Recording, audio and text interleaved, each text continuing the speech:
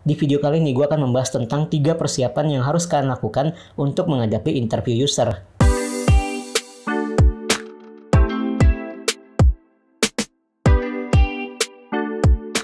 Halo guys, balik lagi di channel gue Junar. Seperti biasa, channel ini akan memberikan kalian tips dan trik cara melamar kerja, cara bikin CV, cara lolos interview kerja, sampai nanti diterima bekerja. Termasuk misalkan nego gaji atau menanggapi offering letter dan sebagainya. Jadi buat kalian yang membutuhkan tips dan trik ini, buat kalian lagi cari kerja, silahkan subscribe channel ini. Di video kali ini, seperti janji gue sebelumnya, masih ingat kan janji gue apa? Di video yang sebelumnya loh. Jadi di video kali ini gue bakal memberikan tips apa saja yang harus dipersiapkan untuk menghadapi interview user. Tapi sebelumnya kalian tahu nggak sih user itu apa? Jadi user itu gampangnya adalah bos kalian, atau atasan kalian, atau supervisor kalian. Tapi di divisi yang kalian lamar ya, bukan kayak bos besar, founder atau CEO gitu, bukan. Ya kecuali kalau kalian kerjanya itu under CEO-nya langsung, atau under foundernya langsung. Ya itu lain sinetron lah ya. Nah apa saja yang perlu dipersiapkan? Ada 3 hal yang sudah gue rangkum, ya supaya singkat aja sih. Kalau nggak gue rangkum nanti, ini video bisa sampai 2 jam nih gue ngomong depan kamera. Udah kayak film bioskop. Oke, yang pertama, nungguin ya. Yang pertama, pahami baik-baik job desk di posisi yang dilamar. Contoh kalian mau melamar sebagai HR atau HR generalis gitulah ya. Kan namanya juga generalis ya, berarti HR secara umum. Yang perlu kalian pelajari itu gimana cara screening CV, cara melakukan interview kerja, dan sampai proses onboarding atau penerimaan karyawan baru atau biasa disebutnya tahap offering letter lah ya. Nah ini bisa kalian pelajari. Gimana caranya? Caranya adalah ya tinggal googling aja.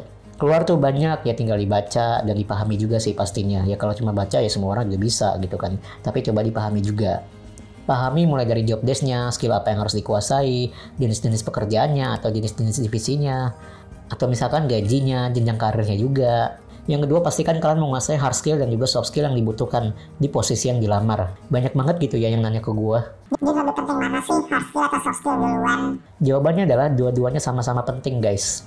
Tapi setiap pekerjaan itu punya preferensi atau mana yang lebih disukai lebih dulu gitu ya. Atau mana yang lebih diutamakan skillnya. Jadi apakah hard skill dulu yang lebih diutamakan atau soft skill dulu yang lebih diutamakan. Tapi bukan berarti salah satu dikorbankan. Contoh kalau apply sebagai sales, ya yang diutamakan adalah gimana cara kita berkomunikasi, gimana cara kita menawarkan satu produk, dan juga harus senang ketemu orang baru. Berarti itu apa? Ya itu namanya soft skill yang lebih diutamakan.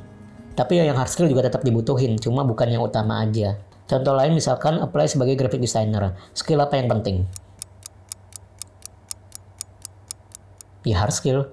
Kenapa hard skill? Karena graphic designer itu harus menguasai cara menggunakan software desain. Cara-cara inspirasi desain dari website-website atau dari sosmed. Butuh nggak skill berkomunikasi? Iya butuh. Butuh nggak skill mudah bergaul? Iya butuh. Cuma bukan skill yang utama. Soalnya kalau dibilang nggak butuh sama sekali, ya nggak mungkin dong. Nanti graphic designer kalau mau diskusi soal kerjaan gimana? Kalau komunikasinya sangat buruk, ntar miskom mulu. Nggak beres-beres kerjaan.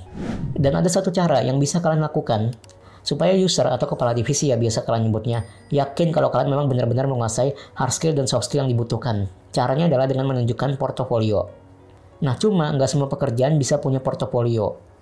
Biasanya yang punya portofolio itu adalah pekerja-pekerja di divisi kreatif. Kayak misalkan graphic designer, video editor, content writer, copywriter, website developer. Terus udah kali ya itu aja. Ya itulah pokoknya. Kalau HR gimana? Ada portofolio nggak? Ya enggak dong, masa HR bawa-bawa karyawan yang pernah diterimanya ke interview kalian gitu kan, nggak mungkin ya. Nah itu salah satu caranya, tapi kalau kalian bukan pekerja di divisi kreatif, ya cara kalian meyakinkan user atau HRD pada saat interview ya pahami teori-teorinya, kalau ditanya ya jawab dengan benar. Tapi pastiin kalau kalian benar-benar memahami teorinya ya, jadi pada saat interview benar-benar kalian jawab dengan baik gitu ya. Jangan sampai nanti pas ditanya sama usernya, kalian nggak tahu jawabannya benar atau enggak, asal-asalan jawab, dan ternyata jawaban kalian salah, usernya juga nggak ngomong itu jawabannya benar atau salah, dan akhirnya ya kalian tahu lah ya artinya apa. Yang ketiga, jaga kesehatan.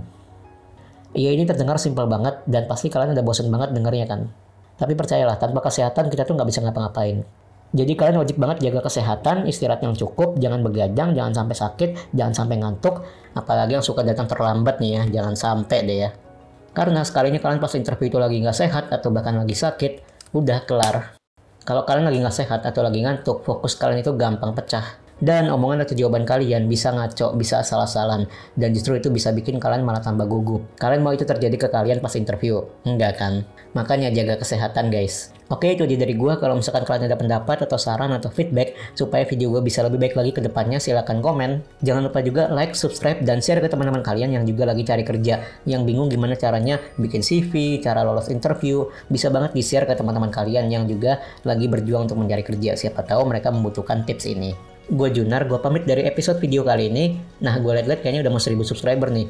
Nah, buat teman-teman yang misalkan punya request atau punya ide buat konten selanjutnya, nanti begitu sampai ke 1000 subscriber sebelum jadwal video gue yang berikutnya, gue bakal bikin video atau tips dan trik sesuai dengan request teman-teman. Jadi jangan lupa untuk komen di kolom komentar. Nanti gue bakal baca satu-satu dan gue bakal pilih dari sekian banyak mana nih yang kira-kira dibutuhkan banyak orang dan juga pastinya lebih menarik gitu ya ketika gue bahas. Nanti gue akan pilih sesuai request kalian, satu request terbaik gue akan tampilin juga komen kalian di videonya kalau misalkan terpilih gitu ya. Tapi kalau bisa sebelum jadwal video gue yang berikutnya. Jadi kalau misalkan udah sampai 1000 subscriber dan gue bakal baca requestan dari teman-teman, kalau misalkan ada yang menarik gue langsung bikin videonya sesuai request teman-teman. Satu request yang paling menarik dan yang paling dibutuhkan. Oke? See you in the next video. Bye.